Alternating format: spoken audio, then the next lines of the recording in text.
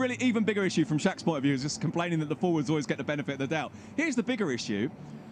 We've just spent how long talking about these penalties, and we haven't talked about Courtois, who was absolutely brilliant. Yeah. And maybe What's up, guys? Today we are going to react to Celta Vigo versus Real Madrid game, and we're going to listen to ESPN panel's opinion about today's game, and let's see what they say, and I'll react and give my own opinion about it. And of course, if you like this type of content, please click on the like button of this video. Off the back of that defeat against Barcelona, it puts them back to 12 points clear at the top of the table. As we welcome in Sid Lowe, who is Atleti, our feature game that's coming up here, as they'll take on Alaves. And Luis Garcia, what was interesting, Luis, I could see your face as Xhaka was agreeing with the decision of that third penalty. It would suggest maybe you don't agree. Not at all. Not at all. I think in the let's start. The first one, we agree that it was a penalty. The second one, I think is a little bit too harsh. But this one, exactly this one, I just don't see it. Because the way that the Mendy falls, he's just trying to find the leg. Because even there, you can see that defender touched with both feet together. So there is no way he's trying to get away from that ball, from the defender. There is no more room to put that leg on. So he's just trying to be away of Mendy. Mendy let himself fall, and then there you go, the penalty. The other two, okay, I can give you that because there is a touch. There is no intention of moving the leg out of the play. But in that third one, I just don't see it. And once again, he doesn't even go to check because it's about interpretation. That's what I don't understand VAR. If it's about interpretation, just put away that. And if it's a penalty, VAR has to be in contact because if not, there is no point to have it. Do you agree with the former Barcelona? So what Luis said is that the third penalty is not a penalty, and he totally disagrees. And he also blames Mendy for putting his leg to the opponent rather than opponent touching him. Here's my interpretation. If you see so in LaLiga, the clear rule of penalty is that if your defender touch opponent player, is a touch, and if it's a touch, there's a penalty. So according to the La Liga rules, that's a penalty because our opponent's player legs touch Mendy, that's why he fell off, and as a result, it should be a penalty. Now you can say it's a soft or strong, it's a penalty. But you cannot disappear. I mean, you are in the box, and when you are in the box, you are in front of a defender. I understand that when Mendy gets the ball and cuts, of course he's a defender, but what can do the defender? There is no chance. He cannot disappear from there. He's trying to remove his body. He's trying to remove their leg out of the play. But he's got two legs, and they touch. There is no other way. There is no more space. Where is going to be that left foot, that left leg? There is no way. So I don't understand why referee goes and check, because Mendy leaves the leg, trying to find the leg of the defender, and falls. But in the way that Mendy sees the ball going away from himself, and he knows that he has no chance, let himself go, it's a penalty. So, again, is it... I mean, it's pretty common in football. Like, you exploit every opportunity you have. This is not abnormal. This is going on for a long time. So if you argue about the penalty, don't blame the referee. Blame the rules. Yeah, we agree, everyone, that the rules is not clear-cut about penalty. Interpretation, but I don't understand why the referee doesn't go to check on the VAR, because I'm sure that if he sees, he's not going to allow it. A very sloppy penalty. This is why I'm saying go to the real action replay. For me, in slow motion, it looks like Vasquez is standing there and trying to keep himself out of the way. But when you look at it in full speed, as the action happens, you see how Vasquez is coming across.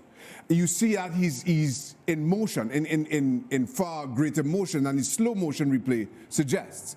So when you look at it in real speed, I don't see how you interpret it otherwise. I understand exactly what Luis is saying when you look at it in slow motion, because it looks like he's just trying to hold his position. It looks like he's trying to get out of the way of Mendy. Yeah. But in full speed and in real action play, I just feel it looks so differently. Yeah, I agree. When you see the slow motion and full speed, it looks totally different. Remember, the referee is looking at the real speed in real life, right? He's not going to slow his speed or slow motion. So what he sees, he gave it. You get the casting vote. That's what I was worried about. I was worried that you would pressure. come to me and say, right, you sort this out. And look, if two guys who've played football at the very highest level can't agree, how on earth am I supposed to wade in here and sort this out? I must confess, my feeling was... Yeah, I agree totally with Sid that this is a decision that no one can agree with. Like, even see two footballers, Xhaka and Luis, cannot agree. Then how come the fans will agree with this kind of rules? And I say this having watched these on an iPad at the side of the pitch here at the Wanda Metropolitano, where the view isn't that great. My feeling was there was a yes, a no, and a maybe of the 3 penalties. My doubt with the first one in particular was I don't know to what extent you can really ask a defender to get out of the way if he's in front of the attacker. Is it his fault that the attacker then swings through and catches him? And I think beyond the penalties in tonight's game, and I realise you don't want me to do this, Dan, because you want me to give you a judgment. Beyond the penalties in this game, I think there's a more conceptual thing, and it's something that Luis said, which I think is really important. Are we now in a position where we're basically asking defenders to disappear, to not go for the ball, to not try and make a tackle, or literally to not be there? And I think what tends to happen is we have players who attack them with no intention whatsoever of going round them, with all the intention in the world of getting close enough to them that they can go over them. And one of the things that I often think conceptually is a problem, and again, let me say, I'm not really bothered about tonight's penalties. I think it's a much general question that I think needs to be discussed. I'm always bothered about the fact that we never seem to care who initiates the contact. If the forward initiates the contact, the defender gets in his way, the forward goes down, the forward gets the penalty every single time, even though that was his intention, not the defender's intention. And it happens all the time. Again, it's not really about tonight. I fundamentally think, as I say, a yes or no, or maybe. I think 2 penalties, just about yes, and 1 just about no. I have no idea what Sid just said. I respect what Sid said. I mean, I respect his opinion. To be honest, among all the ESPN panelists, he's the one I respect the most. He's the most intelligent, who understands football, who understands the rules. So I can't disagree with him. I mean, I'll respect his opinion.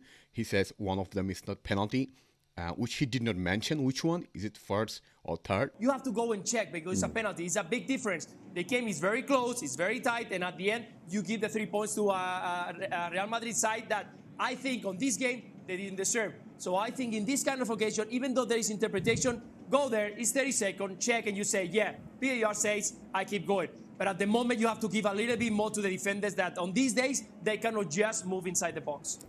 Now, what I agree with Luis is that, yeah, regardless of his 100% penalty or not, what the referee thinks at that moment, they should go to the monitor and see again the replay. In that case, if they think, okay, what I think was I was right, okay, that's fine. But whenever he thinks, okay, no, what I thought was wrong, then he can change his decision. I think that should be ideal when it's come to penalty. Look twice before make a decision, because penalty decision is really important. It can make huge difference. And by the way, Go on. Shaq, there's an even bigger issue here. This is a really even bigger issue from Shaq's point of view. He's just complaining that the forwards always get the benefit of the doubt. Here's the bigger issue. We've just spent how long talking about these penalties, and we haven't talked about Courtois, who was absolutely brilliant. Yeah. And maybe that. I totally agree. They're talking about for 15 or 20 minutes about the penalty or VAR and arguing with each other. They did not even talk about the game yet. Like, what was our performance today? Did we play good? Not at all. And Courtois, yeah, I agree with Sid. Courtois was man of the match today. If not for him, we would lose today. That's it. I mean, we were not good at all today. So our performance was very bad today. Let's see what they say again. You look at it today, what was wrong with Real Madrid? Because they didn't deserve this win. No, I think they didn't deserve it because I think that what Eduardo Gutet managed to do is to try to hold the defenders in the middle. I think we didn't see much about Modric. We didn't see much about Kroos. In the moment that you caught that line of build that this Real Madrid has got, you stop them straight away because they have so many problems on the build-up. They have so many problems to bring the ball forward. I think just one time in the first half, you could see Real Madrid with patience, with a lot of movement, the ball from one side to the other to try to be away of the pressure of Celta Vigo.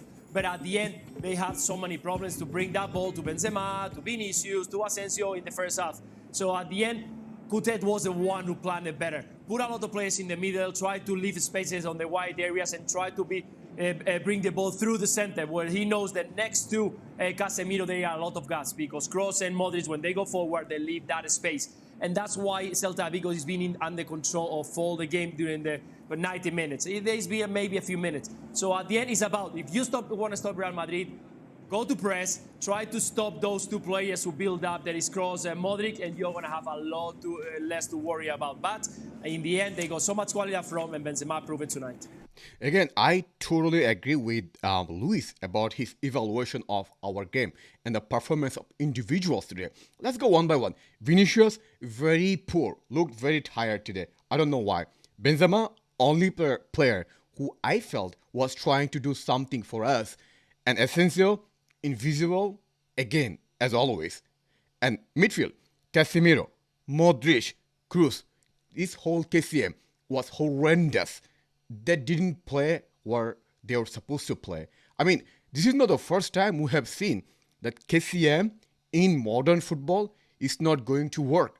But our coach is so stubborn, he's going to play them again and again, regardless of what we have in the bench. We have Valverde, one of the best youth player in the world. Camavinga, highly potential, but we are not using them because of our stubborn coach. And if we do and continue doing same mistake and again, we'll suffer and we will choke against Chelsea. We cannot start KCM. I have said 1,000 times so far that we cannot start KCM in modern football at the same time. We have to start Valverde, Camavinga, 100%. I mean, you have seen today, like every time Celta has the ball, the way they were going through our midfield is like a knife through the butter. Our midfield was totally non-existent. And the only player who played 100% today to his level is Courtois. When your goalie is man of the match, that's embarrassing. That means every other player was really bad. And believe it or not, when Valverde came in, I felt he was the best player on the pitch. So let me know what you think about those penalty decisions. Like, talk about like each penalty. Do you agree or disagree? And also,